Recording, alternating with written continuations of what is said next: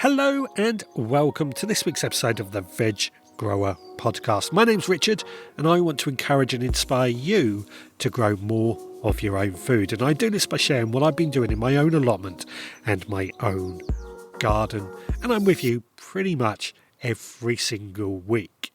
Now, if you've listened to this podcast for any length of time, you will notice I'm starting this podcast off just slightly different. I'm already out in the kitchen garden. I just thought I would start things off straight away, a little bit quicker, just because I always prefer podcasts that really start off straight away.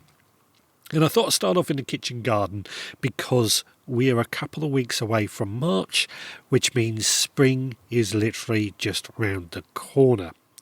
This is quite important because seed sowing time is upon us. I usually find that March is when we really ramp up the seed sowing timetable.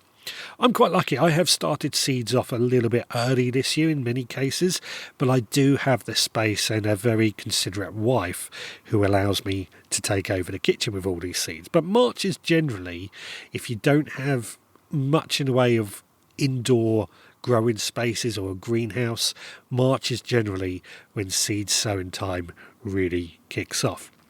But it's not uncommon for people to complain that their seeds have failed or their seedlings, more importantly, have gone leggy when they sow their seeds. And I just thought today would be a good chance to share with you some of my key things that I have found that have made my seed sowing a success. Now, for me, seed sowing is a skill set, and it's something that I found that the more you sow seeds, the better you get at it. So I'm saying this with sort of 30 years experience of sowing seeds. The more you do, you better you get at it. But as always, when it comes to anything that you want to do, the more you invest, the better it gets as well. And we try and think about how we can save money at the same time. Now, the first thing that I always think is so important is having fresh seed. The fresher the seed is, the more likely it is to germinate. And I say that because seeds do have a use-by date. Now, this use-by date is generally a bit of a guide, and there are always exceptions to the rule. You will find people who have had seeds 9, 10 years out of date, and they've still germinated. A lot of that is down to storage and things like that. But the fresher the seed, the more chance you have of seeds germinating. Now, most seeds are good for 2-3 years, but there are some that might last longer, and there are some that are considerably less. Carrots and onions are some great examples. And I say that because actually I did sow a tray of onion seeds with seeds that I bought last year, and they never germinated. So seed being fresh is definitely a key thing. Added to that, when we do get our seeds, and even when we open the packets and start using the seeds, storage of the seeds is very important as well. What I find is that most gardeners, they will just throw their seed packets in a metal tin or a biscuit tin and keep that inside the shed. And I find that what happens is they tend to get a little bit damp, and you can tell with a seed packet they just haven't been stored very well. The seed packet just feels damp. What I tend to do with mine, I have a under-counter fridge, an old fridge, not running, but I have it inside my shed. And inside that fridge, on the shelves, I have wooden boxes in which I store all my seeds. Now, these are all labelled and everything that I spoke of last week. But more importantly, what I do is every seed packet goes inside one of these wooden boxes. But inside those wooden boxes, I also keep some packets of silica gel. Now, silica gel are a way of just drying out the air. They absorb moisture, which is why you often find them inside electrical goods when you buy electrical goods. So those little packets that usually say do not eat on them. And they just absorb moisture from the air, which just helps keep those seeds in a good storage condition. Now, when we want to sow our seeds, what I've found is that a good quality seed compost is a must. Now, most gardeners will use a multi-purpose compost, and that's fine. You can use that. You just have to sieve it to make sure you get a really, really fine seed compost. I always buy a dedicated seed compost, but I'm going to be talking about that a little bit later on because I'm looking at different things that we can do with that. Now, seed compost has very low nutrients in it. Seeds, when they germinate, they don't really need any nutrients. It's once they start growing is when they need nutrients. But it's also a very sandy texture, which means that when the seed germinates, it can push through this seed compost quite easily and produce roots really, really easy. And also, when we prick out, the roots and the plants come out of this sandy soil really easily as well, which makes it a lot easier for pricking out. Now, I tend to add a bit of perlite to this mix as well.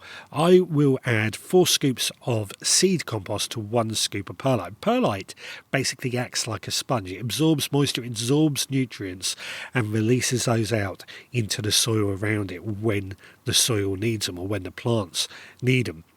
I tend to add perlite to everything.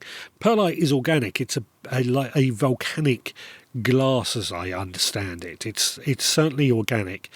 I have got concerns about whether it's going to be still around in the future, but at the moment it seems to be a safe thing to go for. But I mix that in with seed compost, and that really does help. I used to use multi-purpose compost, and I just found since switching to seed compost and adding perlite as well, the germination rate, the success rate went through the roof. So for me, using a good seed compost, adding perlite is also a must. Now, what I also like to do is warm up the compost before I sow the seeds. Now, this is simple. I just prepare myself the day before, and I may bring the seed tray inside just to warm up so that when we plant our seeds into it, it's not cold for them. Now, there used to be a sort of thought that cold soil would shock the seeds and therefore they wouldn't germinate. This has been disputed time and time again. For me, I just think it makes sense just to warm them up the day before. And if you've ever left a bag of compost in the shed and felt just how cold it is, wow, just warming it up the day before I think makes a big difference. But it's also something fairly simple to do, just being organised. Now, of course, I do have heated propagators, and once I sow the seeds, most of my seeds will go into heated propagators. I should say that most of my seeds I do not sow direct. There are exceptions. Carrots, parsnips and radish are probably the only seeds I will sow direct, other than potatoes, of course. But most seeds I will sow in trays or in plug plants and place those in my heated propagators just to warm up. Now, heated propagators have a real strong advantage when it comes to seed sowing. Seeds generally need certain conditions when they want to germinate, and it could be the right moisture levels, there could be the right heat, but it also in some cases can also be the right daylight. So celery and celeriac, for example, they actually need light to germinate. Most other seeds don't need light, but it's certainly about having the right heat. A good little soil thermometer, which is fairly cheap to buy, I'll add links in the show notes, of course. A soil thermometer is a great tool for this. Now, I do go around measuring my soil temperature in my veggie pods or in my garden, as well as in my seed sowing stations, just to make sure that we have the right temperature for seeds to germinate at. As I said, on the packet of seeds, it often tells you temperatures that they would germinate at, and that's something to pay attention to. Soil thermometer, fairly cheap, and you can just check the temperature of your soil to see if they are likely to germinate. Now, if you don't have heated propagators, which I know they are a bit of a luxury, you can of course just use your radiators or even your airing cupboard if you have one, just to start those seeds off. Now, something I said earlier, most seeds don't need light to germinate, and that's true, but as soon as they do germinate, that's when they need light. And this is something I'm very, very strong about. Now, leggy seedlings are one of these causes.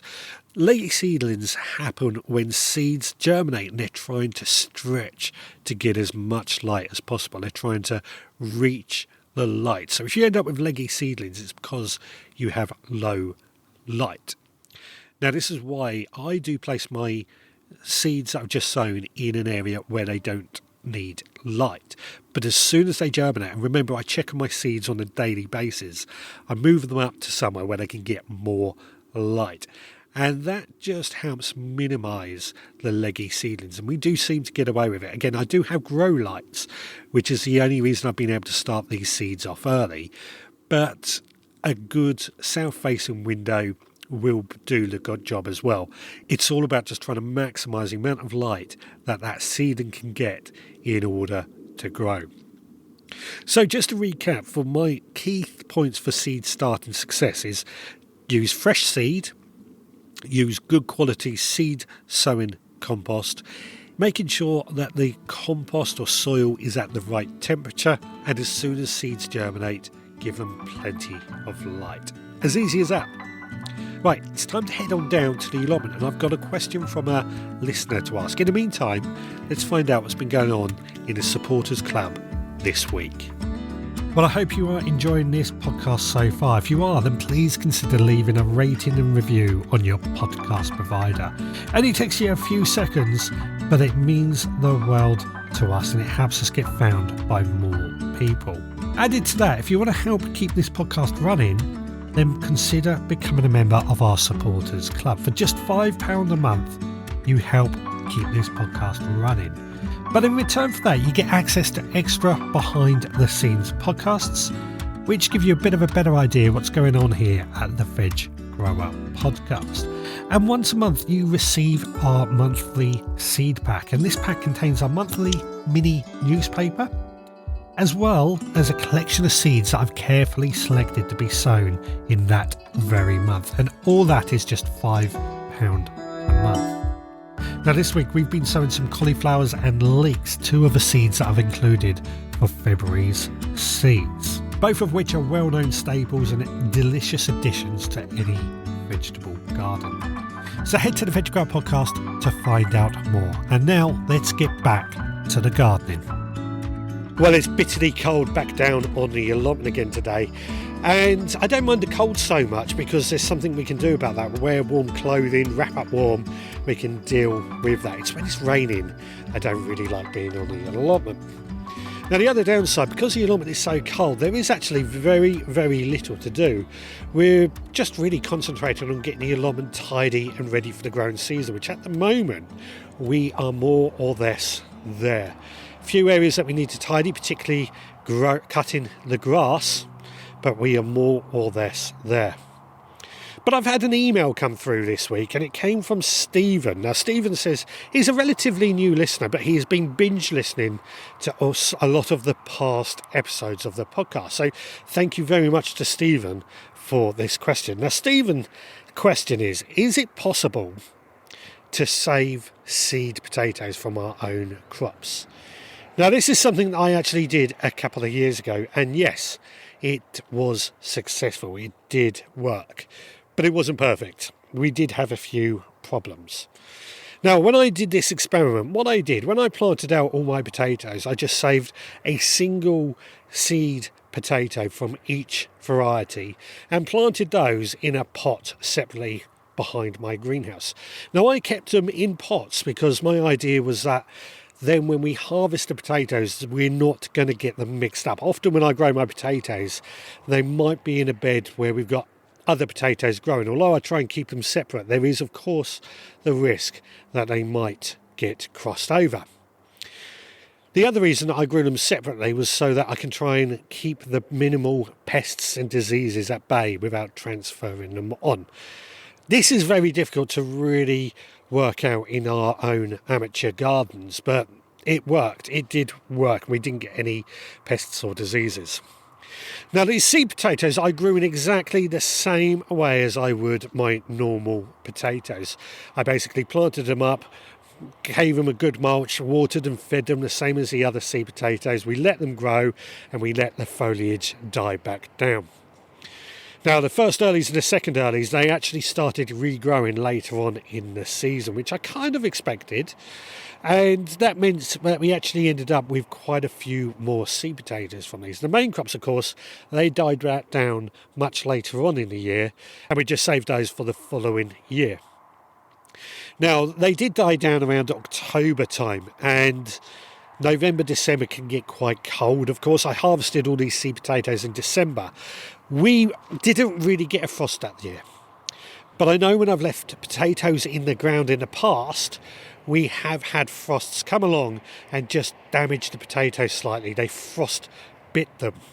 Now, this wasn't too much of a problem. All I think I would do if I was to do this again, sort of beginning in November, I would just cover over these potatoes with a fleece. Now, you might be wondering why I don't just harvest the potatoes earlier and not on and get them somewhere to store them. And this is the trouble, is when we buy our seed potatoes, they have been stored somewhere cool and dry. And I mean really, really dark as well.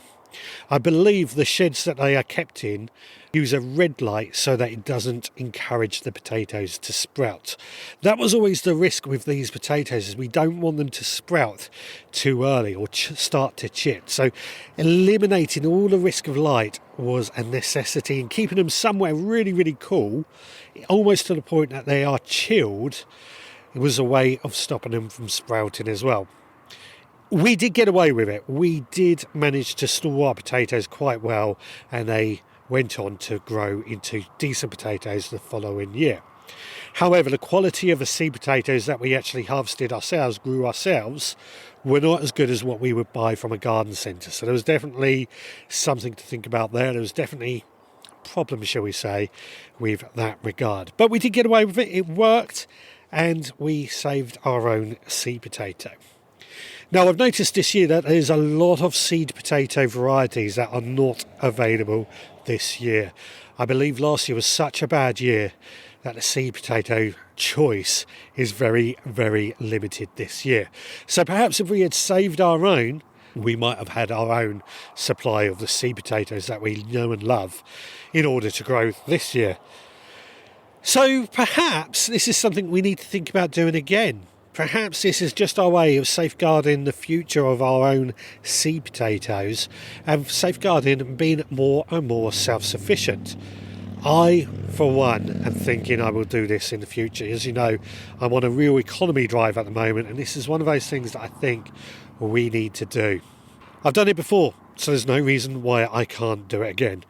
Like I said, it can be done, and I certainly think it's something we should all think about. But I'd love to know if anybody out there has been saving their own seed potatoes.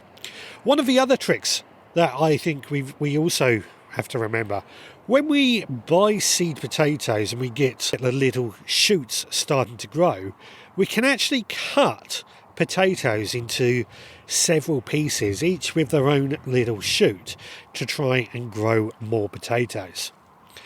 I believe it's not uncommon for farmers to do this. They chit their potatoes and then they cut them into 3, maybe 4, depending on the amount of chits, basically so each piece has a chit.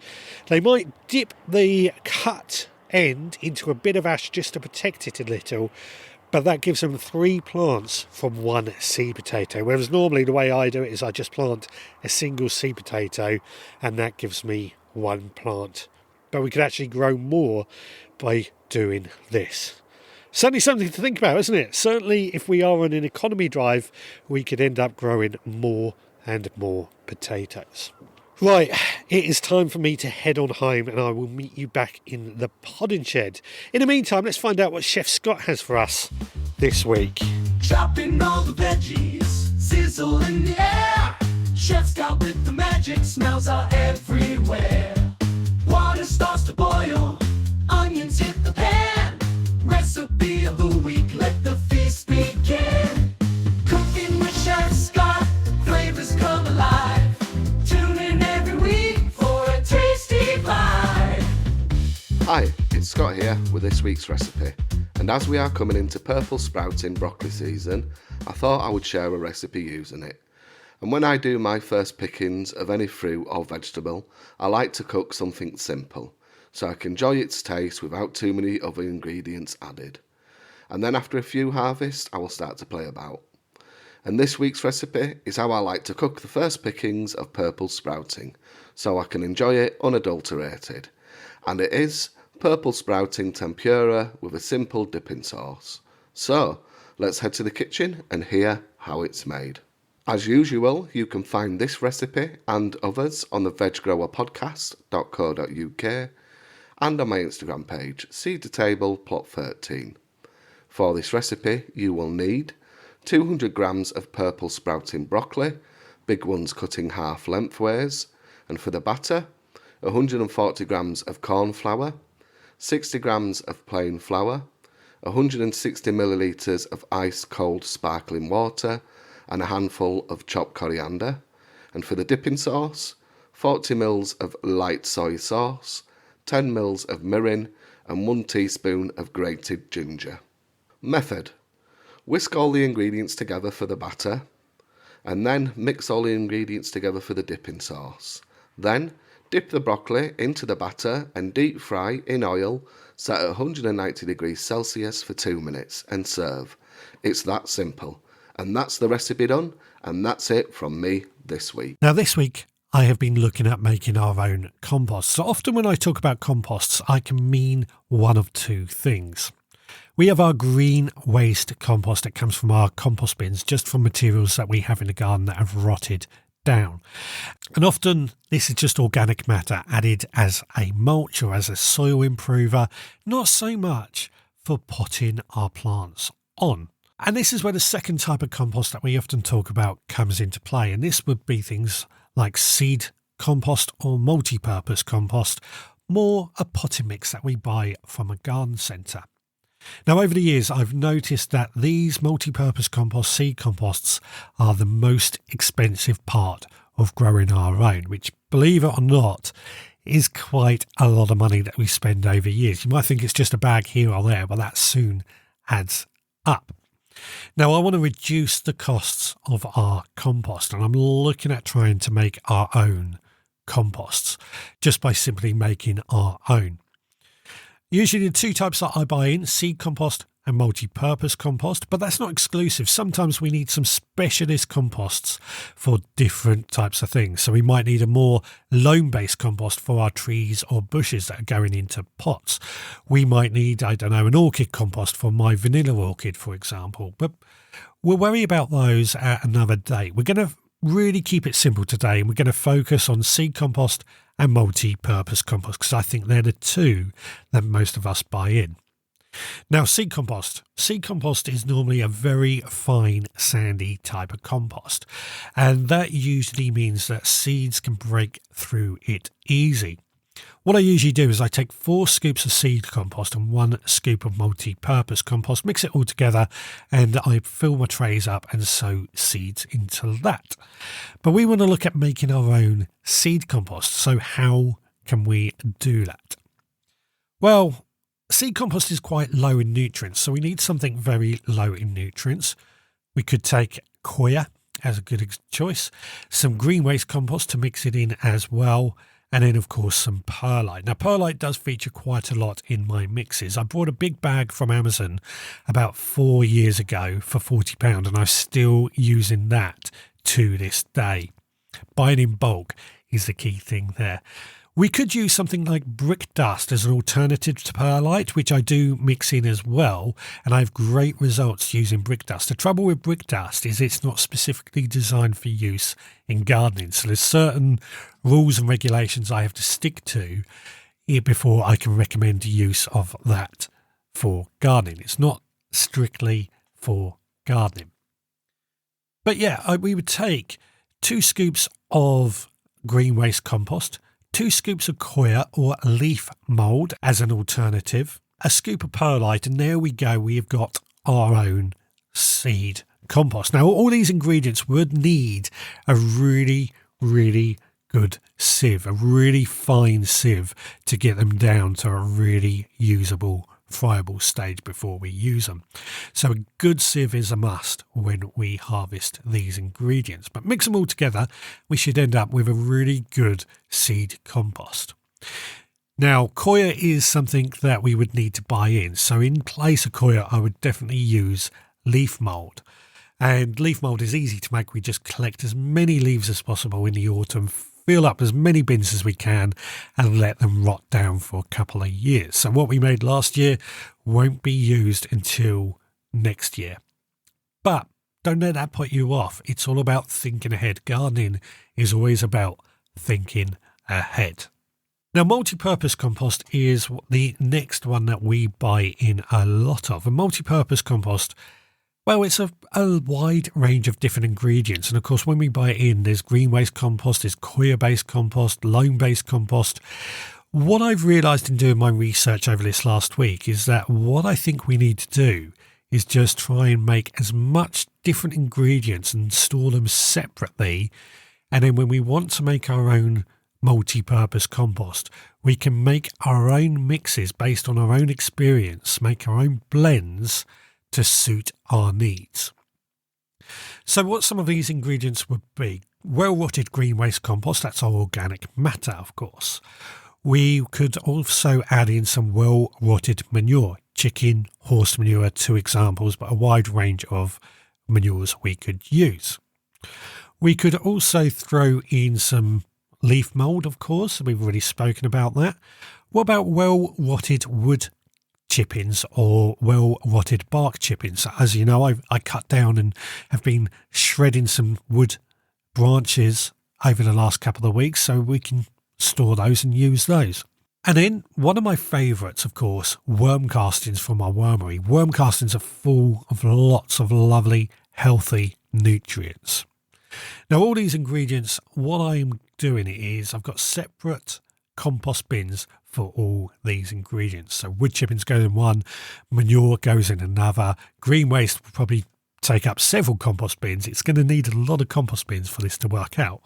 But we'll fill all these bins up, let them rot down, and then we would sieve all those ingredients and store them in my IKEA tubs in my shed until they are ready to use. And then we could take a mix. So let's talk about a simple multi-purpose compost mix. Let's take 2 parts of green waste compost, 1 part leaf mould, 1 part well-rotted wood chippings, half a part of worm castings, and then we can add in some blood, fish and bone and other fertilisers and perhaps some perlite as well. Give it all a good mix together, and I think we have got the basis for a half decent multi-purpose compost. As I said, there's going to be a lot of different compost bins and a lot of sieving to make this work. There's going to be a lot of work involved. This is not going to be an easy challenge, an easy task to do, but I reckon if we want to be a bit more self-sufficient, a bit better at growing our own and standing on our own 2 feet, this is something we need to do. So making our own compost blends, making our own compost mixes is something we're doing, just by simply having different bins for different ingredients. I think it's got a lot of potential, and I'd love to see what happens in the future. Now, if this is something that you have done in the past, please do let us know. I'd love to find out more. One of the biggest problems that I can see is that if green waste compost particularly doesn't rot down as well as it should, doesn't get hot enough, or we put the wrong ingredients in, we could end up with seedlings germinating in our green waste compost. And one way I think of mitigating that is obviously using best practice when we make our compost, but also just giving it a bit of time after we harvest our compost and sieve it. Just give it a bit of time and see if anything germinates. I reckon it's got a lot of things going for it. I'm excited to see what happens in the future. But as I said, if you've had any experience, let us know. Well, we are coming to the end of this week's podcast, and please feel free, if you have enjoyed this podcast, then please do leave a rate and review. Now, Lynn has left a review over on Spotify, and she left a review saying that she's actually now got Lucy's book from a library. She's read it and thoroughly enjoyed it, and thinks it's a very original book full of some really useful information. So much that she's going to have to go and buy her own copy. Now, Lucy, of course, Lucy Chamberlain, we had on the podcast a couple of weeks ago. Really good book. I've highly recommended that book, as you know. Now, if you want to help support this podcast, then please consider becoming a member of our supporters club. Details on that at theveggrowpodcast.co.uk. But while you are on our website as well, please feel free to leave a comment on the bottom of a blog post or leave a voicemail. It's always good to get a voicemail. You can also email me, richard@theveggrowpodcast.co.uk, and find me on social media. And I want to finish off with a few thank yous. Thank you to Scott for this week's recipe, Steve for this week's question, and Lynn for her review. And thank you to everybody that shares this podcast as well. We will be back again next time. So until then, please take care.